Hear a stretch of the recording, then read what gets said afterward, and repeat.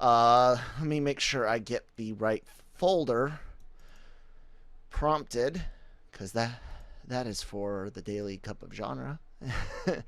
which is not the show. And what I do love about this is being able to do. Welcome to the show.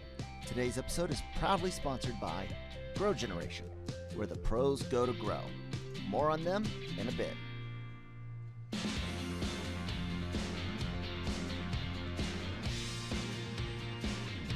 Hey guys, welcome to Anime-Versal Reviews.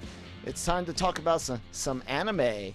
That's right, you're here with Kyle, Christine, and Brian as per usual.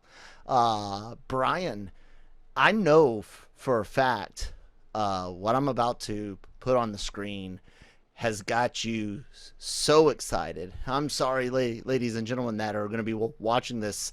This next part might have to be cut out, but at least changed, edited, small, watermarked, all of that good stuff. But I have to start with this. Where's my show the video thing? Let's see, hide. No, I don't want to. I used to be able to show the. Let's see. Why isn't it working? I don't know why it's doing this. But anyways, Brian, here. React.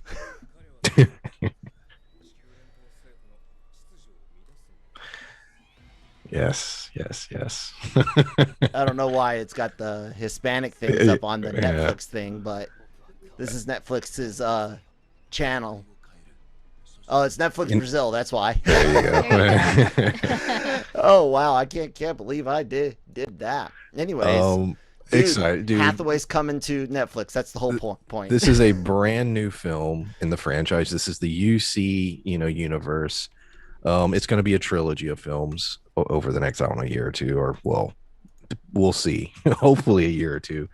And the fact that it's going to Netflix, I was like, it's something I wanted to see really badly, and I'm going to, and easily.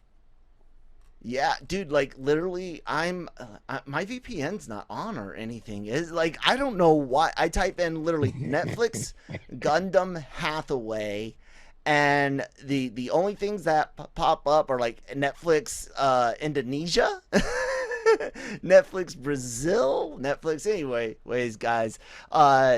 It's a big deal, like Brian just said. I know Christine's over here like, fuck giant robots. I don't give two shits, but yeah, let's get into what Anime-Versal is. If you're joining us for the first time, welcome to the Anime-Versal Reviews podcast. Here it's not just reviews, we do a lot of just regular discussions. We did do a full in-depth review of Dr. Stone season 2, the Stone Wars.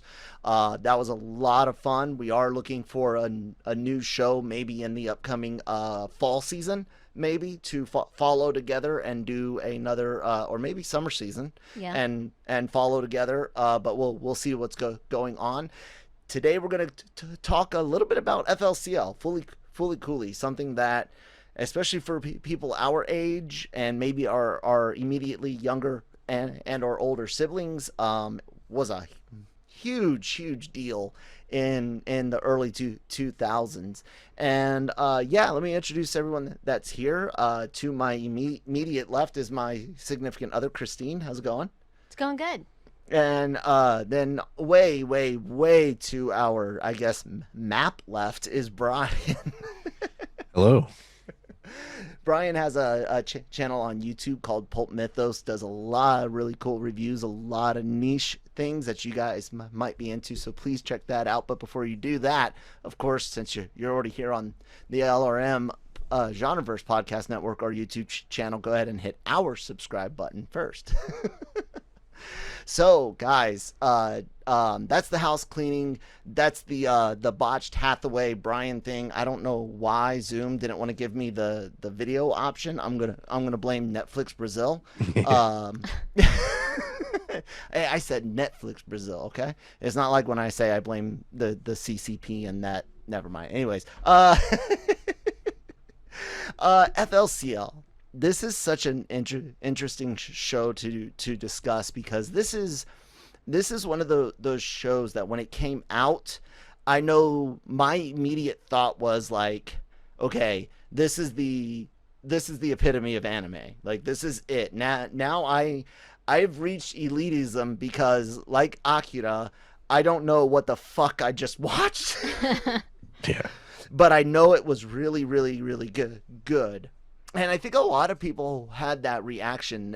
It's often called a coming of age story. I honestly think it's not so much a coming of age, but more of a like coping with wanting what you can't have and dealing with that. I guess Yeah. that's a little bit part of growing up, but I feel like that's a major theme in this show the more times I've seen it. And God, I can't tell you how many times I've seen it, but that was kind of my initial reaction to it, Brian. When I saw it, I saw it just like you, I guarantee, from Toonami, before trying to go buy it at some place for $50 a DVD with two episodes each. What were your initial reactions to it, man? Yeah, I saw it, like you said, those early days of Toonami, early 2000s. It's funny because when we were like, hey, we're doing this review, I had realized, and I, I haven't seen this in almost 15 years. Wow. And yeah, and Wow. it blew my mind when I thought about it because I started thinking, oh yeah, when was the last time I watched it? Because I was like, yeah, I'm gonna rewatch all of it, and you were like, no, you only need probably watch certain episodes. I was like, nope, I need to rewatch all of it.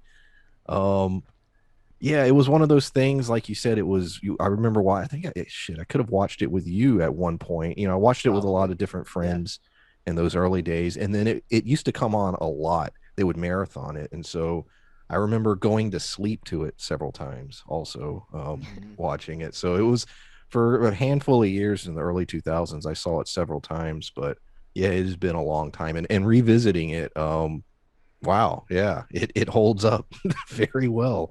And like you said, there's little things now being older. I'm like, oh shit, well maybe, there's certain things, especially relationship Mhm. aspects. I'm like, oh, okay, that hits a little deeper for Yeah. this reason or that reason. So it's something that you'll get more the more you watch it. I happen to agree. Christine has a little bit of a different experience. I actually got to introduce this to her. This was the first one you introduced to Yeah. me. And I remember watching, I'm like, this is fun.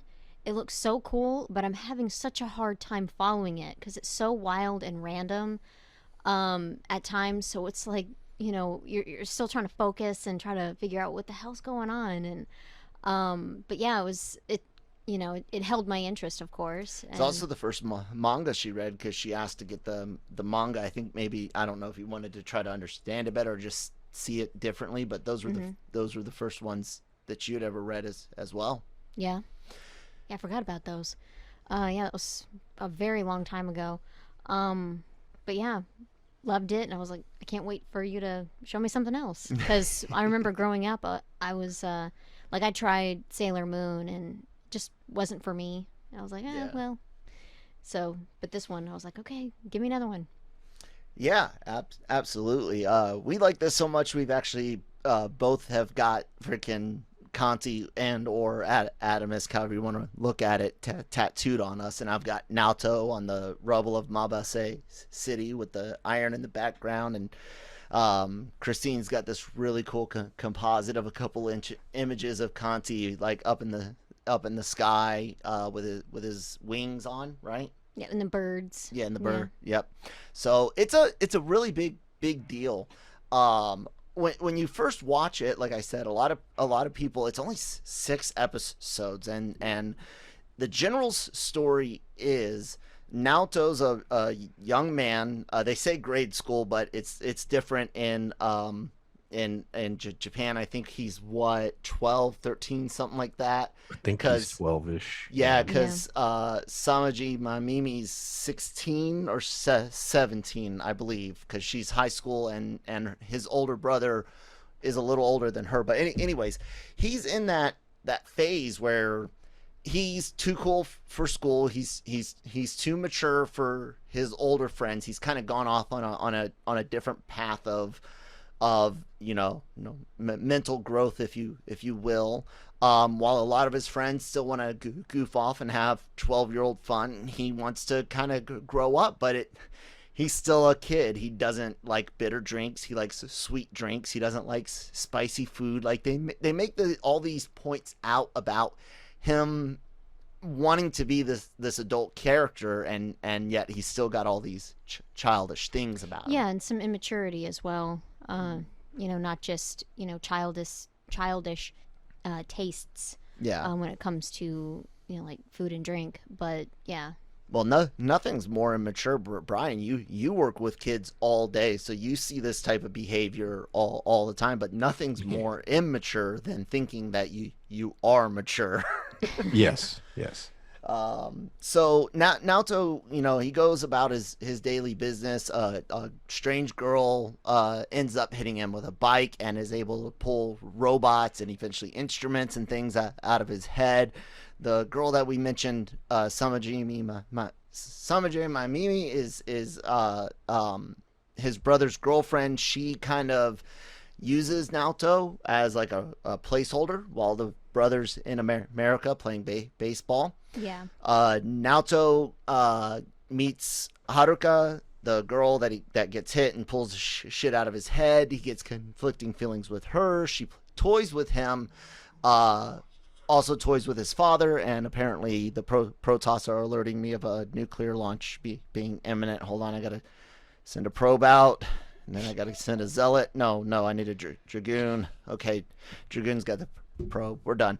No more nuclear launch detected. Fucking silence the goddamn thing.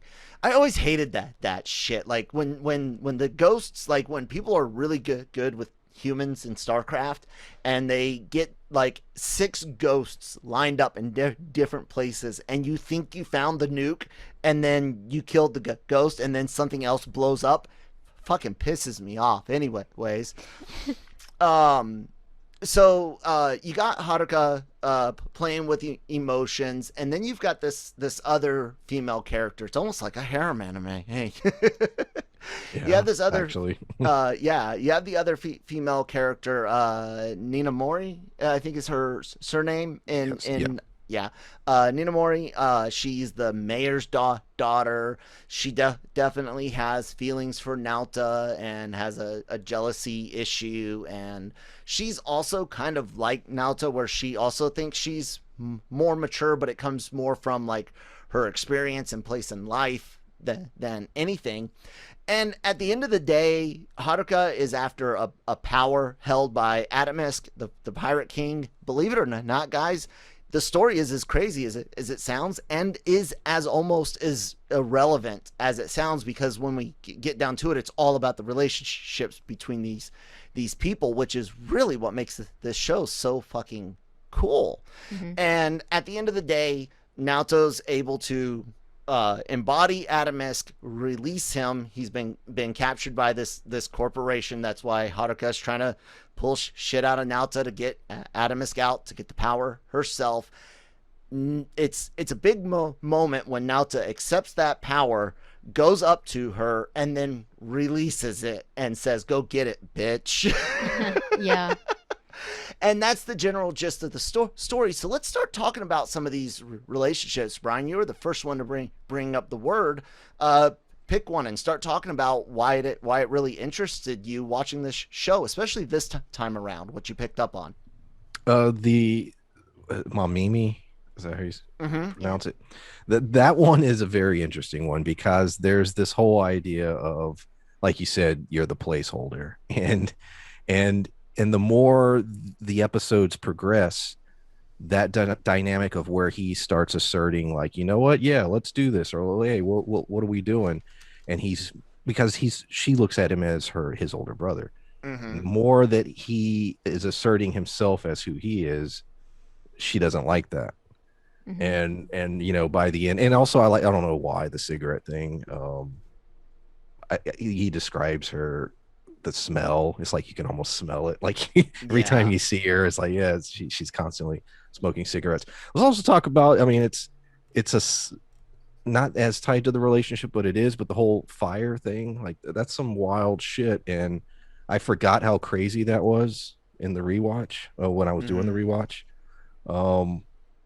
you know, she's a little insane too. Like, that Yes. was Yeah. Yes. Yeah, to go off on that, like I remember seeing girls when I was growing up. There's like, a few of the weird girls, and you're wondering, if they're ever going to outgrow that. Um and yeah, just and yeah, she obviously needs help, and we don't really know, everything that's going on in her life, but people start fires for reasons, Hmm. and so it's like I wonder what damage is going on there. It can't just be that her boyfriend left, because they started the fire at the school together. So it was kind of like, you know a curiosity of mine, like what exactly is your home life like? we Because never get a glimpse of her home life. Well, yeah. Exactly. Not real. it's so sorry to go with you guys on that.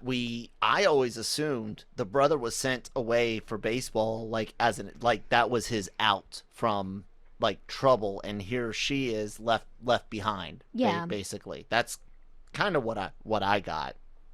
Yeah, like I I don't know if it's like, where the family is like sending him away, like I think this is best for you, or, like maybe he just really pushed to get out, like this town sucks. It's like damaging me, that Maybe small both. town feel where it's like some people just aren't meant for it. Yeah. Um and gets out, and so yeah.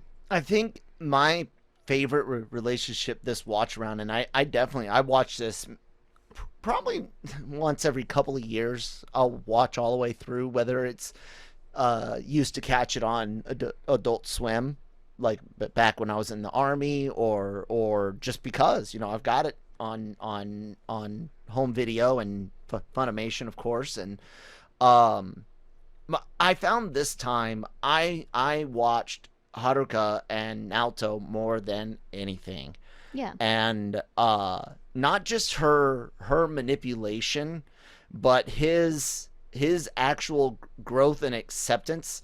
Not you know what, sure, we'll call it a coming of age. He came to the age of 12, 13 finally. Like that's what happened. I love it at the end, and we'll get into the music in a second, but that ending moment when he comes up there, and he's talking to the agent, or the agent's yelling at him, and he goes to Haruka, and he's like, I love you, but bitch, you are too fucked up for me. He defeats the medical mechanica stuff using Atomisk's power, and then releases She's pissed about it too, but at the end of the day, her last lines to him are almost like she's proud, because she's watched him grow, but not it's not growing like we think of it. It's not growing to an age of adulthood. He grew back to where he should be, and I don't know. I I might be the only person that sees it that way, but I really liked it this time around and Yeah, really no, I see it appreciated that that. way too. And then like also um with Mamimi, when he had that interaction with her, trying to kiss her, and she Mm-hmm. pulls away, and when he sees her again the next time, he just walks off like, I'm done. And so it's kind of like all setting it up, where it's Mm-hmm. like he's getting rid of bad relationships in his life. Yeah. So Anything else, Brian? Yeah. Say her name. You'll say it better than me. Haruko. Oh, Haruka. All right. Yeah, there you go. Yeah, Haruka. it's and I agree with you, because it's like, she's essentially using him as sort of to get what she really wants. That's, she has her main goal, and she's just using him. But by the end, he not only through his, through power and being clever and all that stuff, she looks at him and is like, well, in this whole process, now you're sort of interesting. It's like she gives yeah. him that look, especially when she leaves at the end. She's like, huh, there's more to you. And well, she makes that reference also, if you go back, I think episode 4, it might be 4, I don't remember, 4 or 5, when the agent guy, when she's just like, yeah, Mm-hmm. you're not shit compared to to him, in terms, talking about in terms of the portal and everything. But there's a lot of wink wink and nod nods as to what else she was referring to. And Mhm. so Yeah. yeah. Oh man. Like I said, that really is the core of this show, and we can analyze it all day long, and that's the cool thing is everyone gets a little something different and wants to look at a different relationship. Um let's talk about anime music television, because that's what this is, guys. The pillows, let's face it, if you Brian and I are a bit more lucky than Christine, because we were in a metal music, means that we got exposure to foreign bands from that. Christine does like the Scorpions, but they don't count. Um, It's my childhood. Come on, it's nostalgia. Leave me but alone. the pillows, Brian, you and I know our entire group of friends sought this band and similar bands out after seeing Fooly Cooly. How much? I mean, are the pillows on your daily driver playlist, or at least readily available? Yeah, and the music and the soundtrack is a big piece of the whole show. It's not just that's what's so interesting about it. It's about these relationships. It's about there's a cool sci-fi story. There's a lot of great action. Every episode ends with an epic battle, but it's the whole backdrop is the soundtrack, the pillows. That is the core to the whole thing. That brings everything together, and there is no FLCL without that. Yeah. And yeah, like you said, I think everybody was trying to get the album, get the soundtrack. Everyone was trying, seeking it out back in those days when, Mm-hmm. like you said, everything was insanely overpriced. So let's just say everybody got a hold of the music one way or another. Yeah, and to be fair, I know I got Brian. You said you got. We bought anime off of Amazon that was Yeah. boxed, looked legit. It wasn't, but we didn't know any better. But yeah, you can't. On honestly, you can't really.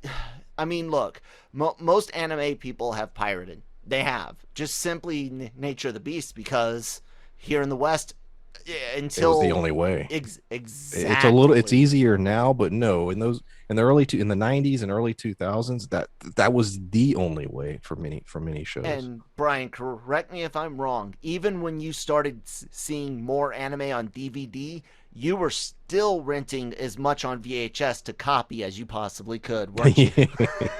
Yeah. You don't have to admit that. You got a federal government job. No, I'm joking. Anyways, no, but that was a legit thing. Like Yeah. Matt and I did for Tenchi, the movie Tenchi Moyo and Love. I needed that movie in my life, like a coca head needs, another hit. And you couldn't find it. And only place that had it was a rental place, and Matt had one of those really awesome double deck VHSs. So it was really, you didn't have to bring in your parents' VHS. Brian, do you remember bringing in parents' VHS? Oh my god, not necessarily for that, but if your buddy had, a copy of the Star Wars Holiday Special, you Yeah. could copy his copy, and you'd literally, no, I'm not lying. Do you? No, you when had you to said bring in Star Wars Holiday Special, I'm like, oh He's- God, no. the things we had to do for dude, like, oh god, Tech Tuesday talks. Anyways, the music, the pillows, they've led me down a path of Japanese bands that from very big ones that make it in the U.S. usually thanks to like an anime like the Arkans CL. I always mispronounce them, but they did one of the openings for Full Metal Alchemist. Ready, Steady, Go. One OK Rock, of course, became very big a few years ago in the U.S., crossing over, singing almost exclusively in English nowadays.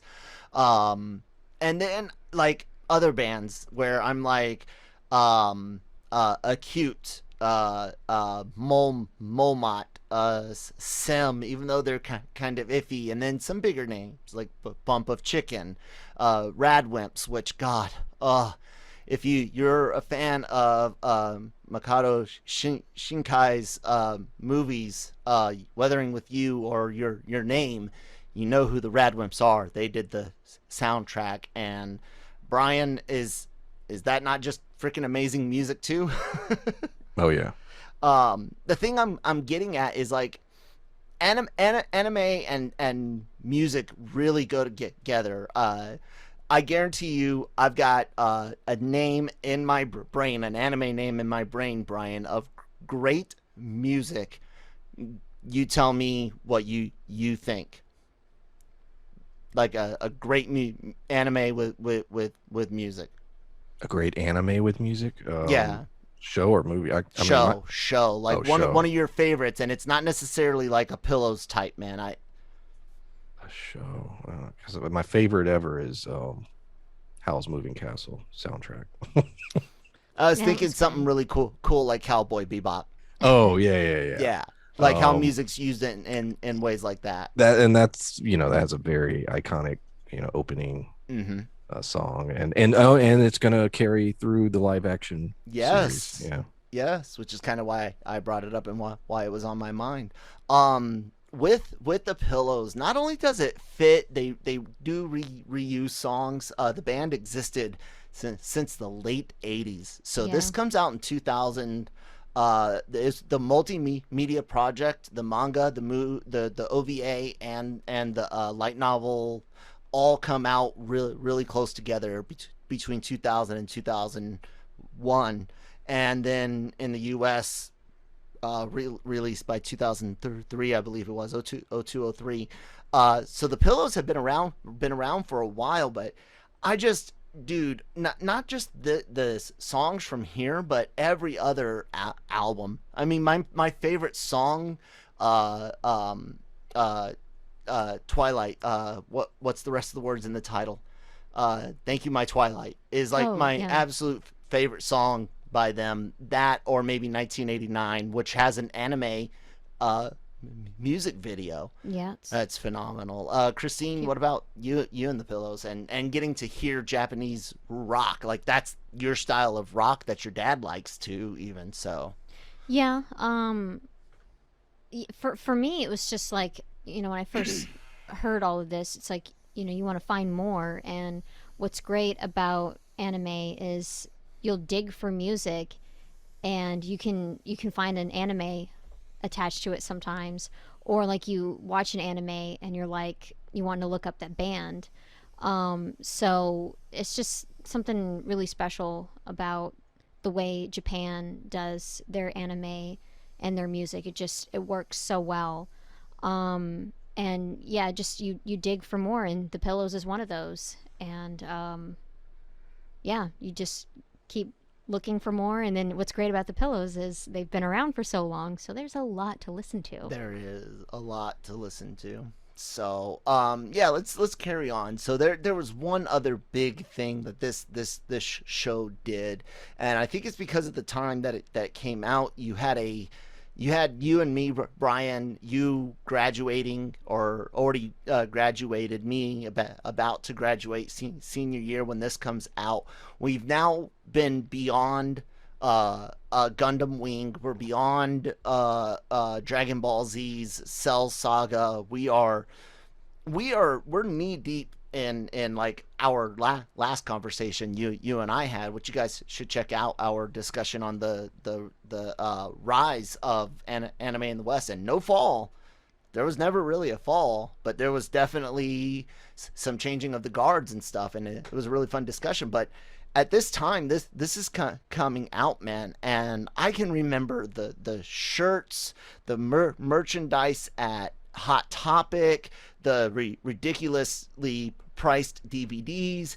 Every little plushy thing was super expensive, but man, if you didn't know what Fooly Cooly was, you weren't an anime fan in 2003, were you? Yeah, it was everywhere. Yeah, you're right. It was just very, yeah, it was just popular. It was hip. Like you said, you walk around now and you'll see a lot of My Hero Academia shirts. And for a couple years ago, Tokyo Ghoul. My God, you couldn't go anywhere without seeing a Tokyo Ghoul shirt. But yeah, right at that point, FLCL, everyone had a shirt, everybody had a hat, everybody was listening to the Pillows. It was, Yeah, it was a big deal. yeah. Kyle even had a shirt Mhm. that wasn't black. that Yep. you wore. And Kyle always wears black. So Sometimes very, very dark gray. yeah, so it was just, I remember that shirt and I kind of miss it because it was just like a little splash of color in Kyle's wardrobe. Um, but yeah, I have the greatest ward. Well, used to before I had to start wearing, loose fitting, like, elastic waistbands for health reasons, my ice and whatnot. But anyways, it was easy.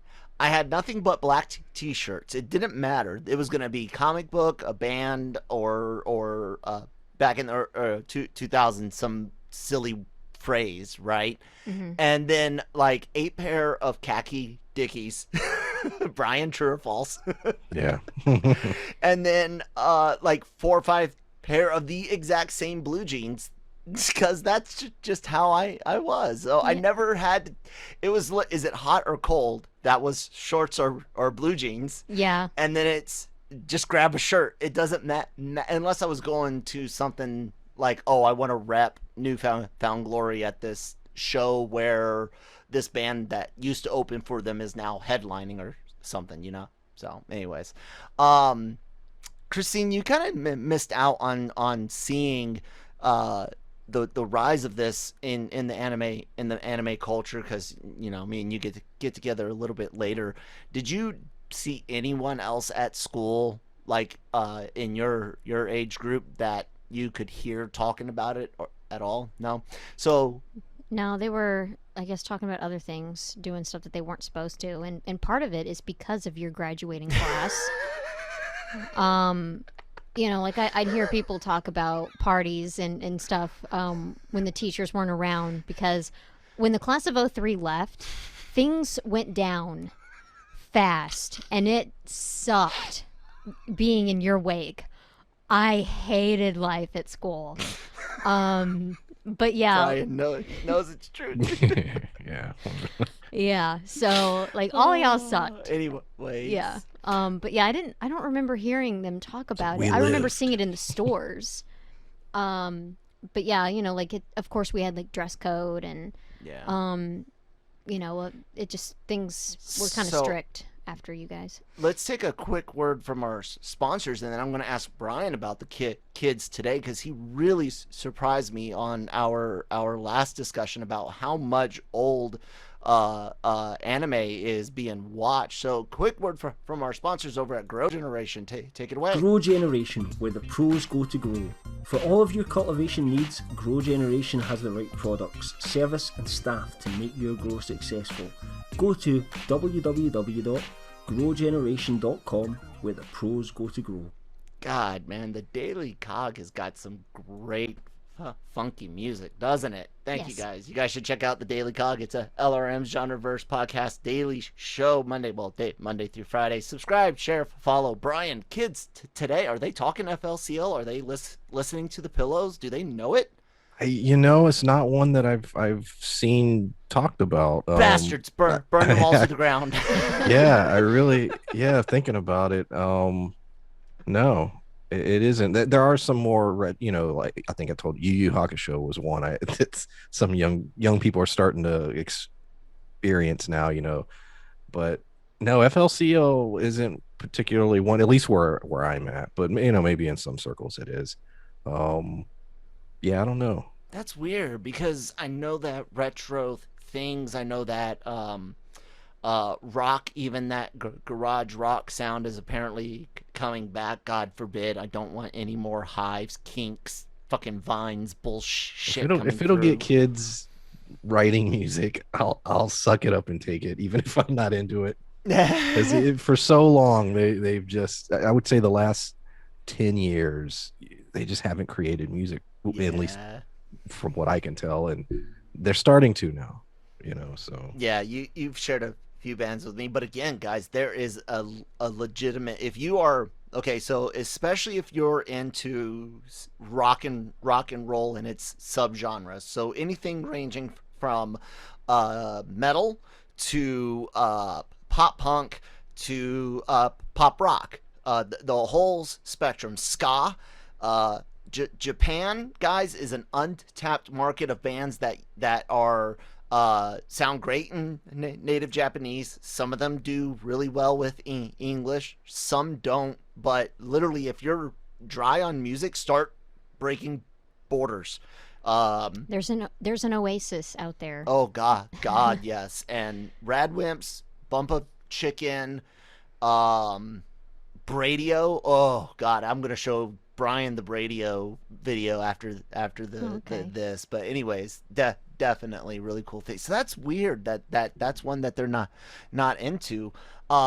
Maybe that's one you should like sneak into one of your older kids. You know what I'm saying? Like name drop it, Brian, and see if you can't viral that shit. There was a kid recently. He was wearing stylish socks is like in with kids today. That like they'll wear different stuff, but graphic right now, socks, you mean? Well, it'll have like maybe an old movie or something. Oh yeah. Okay, so when you said stylish, I was thinking like plaid with like no, like so like yeah, graphics socks. I got it. This kid was rocking Superbad, the movie, like on his socks, and this was a younger kid. And I was like, you know what that is? And he's like, yeah, I've seen it. And I was like, whoa, okay, cool. Well, to be fair, Brian, how many horror movies did you and I see that we should not have seen? Very, very true. But I mean, I'm assuming, I guess that's still a thing that I guess it's easier now today than any. If you have Netflix, you got a kid with a Netflix account. Holy shit, they can watch anything. But he's a younger kid, and but yeah, he was rocking Superbad socks. That is crazy. So the modern legacy then, from what I can tell, really is just people like us. I mean, it's not 100% certain, but I can't remember a lot of soldiers being into it, because it was usually younger soldiers that were into anime. So they were coming up. They were flans. Yes, they were flans of Naruto, because no one should be a fan of. No, I'm joking. Please don't hate me. We're trying to break into the anime game, people. Just give us a chance. No, most of them were into the shows that were on the way up, as I was kind of like, my career was becoming full time in the army. Becoming an NCO. I don't have enough time. All I can do is reminisce great stuff and share with my wife all the good anime I'd already found. Yeah, talking with Brian, because no one wants to get buddy with their boss. It's weird. Yeah.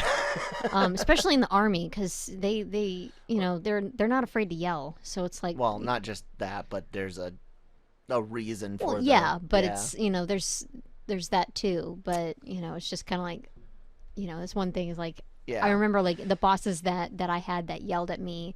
It's like, I don't ever want to. I'm not hanging out with you. So I did write down a couple of things I just wanted to quick fire and get some opinions on. This show has a lot of meta references to the anime culture and to the anime industry. There's a lot of things, like when the art starts getting cheaper in the second manga version of the anime, where they're drawing and voice that, and the art starts getting cheaper and things like that. This was meta, dude, before meta was really a thing. This was back when we used to call it reference humor, but I didn't get what the fuck they were referencing to, and I love it now. It's in other simple little things, like another trope that you see in anime is boys becoming excited, and of course they blush and nosebleed or get whatever. Here, anytime there's a phallic object or the girls get excited over some powerful boy, their nose bleeds, they get excited and heart eyes. Did you guys catch that? Yeah, I did. Yeah. Brian, what do you think about doing meta things like this that far back, and watching it this time, knowing more about the industry? Did this show grow on you? Not just hold up. Yeah, it was ahead of its time in many ways. Yeah, rewatching it. Yeah. I'm reminding myself, when did this come out? You're right. Certain little things like that, I'm like, oh my God, Yeah, it was.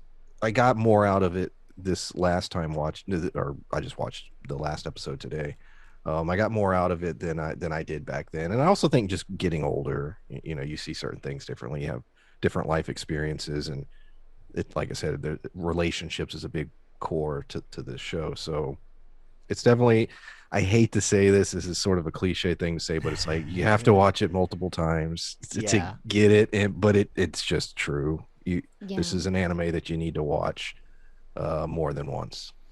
And not so much necessarily, at least now. Back then, I would have said it's because it's complicated, but now I would just say because it's layered. Yes. Yeah. That's what I would say. And another great thing that they threw out, I wanted to know, Brian, did you catch the Lupin the Third reference this time His around? dad dress. Yeah. I didn't kid. I did. Yeah. I saw it and I was like, oh shit. I never. Christine's looking at us like she's crazy. I've never shown her did I miss? Lupin. I actually, since you like crime dramas and stuff, she might. What do you think, Brian? Would Christine like Lupin? There's so many jumping on points between movies, the show. It's goofy though. It holds on to its Yeah. 70s anime chic, regardless of the time. I'll give it a try. Okay, we'll see Yeah. then. Yeah. So yeah, that kind of wrapped up the points that I had. Brian, were there some additional things that you thought of, or discussion points you wanted to bring up? Being older and some of the lore, I was more. I didn't think about it as much back then, but now I'm just like, I want more. I want to know more. You know, because it does it. The sci-fi backdrop is just that. It's a backdrop. It's not the. I mean, it's there, but you're right. It's all about the characters, and so you know, yeah, they'll say, hey, this is what's happening, and this is why it's happening, but makes you want to know more about that world. Mhm. But yeah, no, the animation holds up. My God, the animation holds up. There's certain Oh, so scenes beautiful. that it makes me mad at some modern anime, even the good stuff. I'm like, Mhm. damn, man, like they really went for there. There are certain sequences that are, you know, film anime quality. You know, it looks very expensive, Mm-hmm. and but yeah, I love episode 5, the hand battle. Yes. That's my favorite. Yes. I think 3 is probably my overall favorite episode, the curry episode, and the school with the cat ears. But yeah, that is great. And of course, I gotta give a shout out to the rhythm section. Using bass guitars as weapons kind of hurts my heart because I'm like, oh god, don't do. But it's still really cool because, as Ian said, there's no band without the bass. So Very that's true. Ian Grushka from Newfound Glory. Shout out to my pretend friend. Well, no, he's real. I just pretend I'm his friend. We've actually talked a few times. They just probably don't remember me very well. Actually, sometimes they do. But anyways, No, they do remember us. We're the I one know, with the kid. I know, and that is so adorable and sweet. And Brian, I got it now, and I want to share it now. So let's do that and let Christine watch this and see if it makes her excited at all. So let me expand it just a little bit more, and here we go.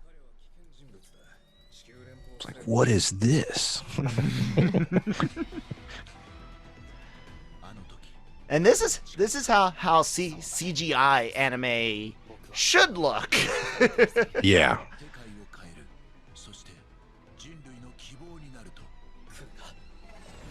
I'm just curious. I am familiar with this story. Right. I'm just thinking, would this be something worth? I don't know if it's a good jumping on point. Like for No. just the general audience, because like I know the story, but there's so much history that you Yeah. sort of need to know to understand what's happening in this particular, what will happen in this film. Yeah, there's a besides the original series, there's a couple movies you need to watch Yeah. too. So, but yeah, anyways. Who is that? I don't know. Alexandros? That might be Alexandros.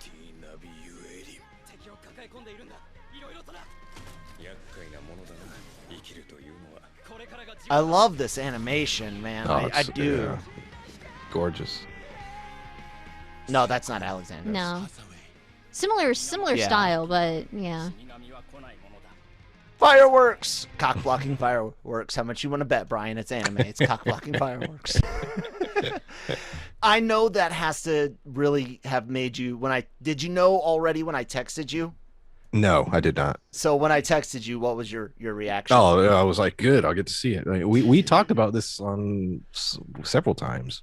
I think how on much air. You've been waiting for it, yeah. Yeah, because COVID, happened, and this was supposed to be out a while back, and then it was good. Theatrical release in Japan, and then I was like, well, when was it Demon Slayer? Demon Slayer, yeah. When it did so well, I'm like, oh shit, or something, yeah. Maybe they'll bring other theatrical animes over, and I was waiting to see if there was any talk, and then we got this. Netflix got it. Netflix is doing a great job, snapping up a lot of content, legit content. Yeah. And so They're very excited. They're doing really good. Yeah, and making their own and pushing that limit of what is anime. Like we always bring up a prime example of things like Avatar and things like Teen Titans, the original Teen Titans. But look at Castlevania, and there's times where really you're like, this is anime, and the other times you're like, this isn't fucking anime. And then like you have people legitimately arguing, oh, it's Powerhouse, so it can't be anime. But Brian, is it anime? Does it matter? It's fucking amazing to see. Exactly. How it's adult animation, so but it's great, and everything coming out of that particular studio and their future plans. There's so much good stuff coming. There was an announcement. I don't know if you heard the continuation of Castlevania. Really? But it's gonna follow.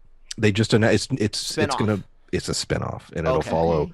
Officially, I believe they said Richter. It'll be their son. So wow, I'm down with that. I'm down with that. I've really enjoyed Castlevania, and it's not the show to discuss what else Powerhouse has released. But Brian, do you care to say just a word or two about how excited you are to feel the power again? That trailer was everything it needed to be, and even a little more. Masters of the Universe, Revelation. It's one of those. I'm so hyped, and I'm like, please don't screw this up. Everything it looks so perfect. Well, I mean, so far I'm there. It did look perfect. All right, guys, let's do the close up thing. Thank you guys so much for listening and joining us during this discussion on FLCL Fooly Cooly this week. It is a great anime. If you haven't checked it out, I don't think we really spoiled too much. I hope we encourage you enough to check it out for your first time, or to go back and revisit it, and definitely check out some of the bands we listed. Feel free to reach out to me on social media. I'm at that Kyle Malone on Twitter. If you ever want some suggestions for additional Japanese bands to check out, like I said, I've got it all covered, guys. I listen to a lot of stuff. Ever hear of Fear and Loathing in Las Vegas? Crazy electronic metal band that puts Icy Stars to shame. Like, anyways, please, if you're watching us on YouTube, you're watching a still frame photo. Sorry, Brian, he doesn't really pick up on photos, so it's hard to get him on camera. But please hit that subscribe button, hit the bell button, so you'll be notified when all the great shows go on to the YouTube channel, as well as the awesome celebrity interviews that we get from A-listers, writers, directors.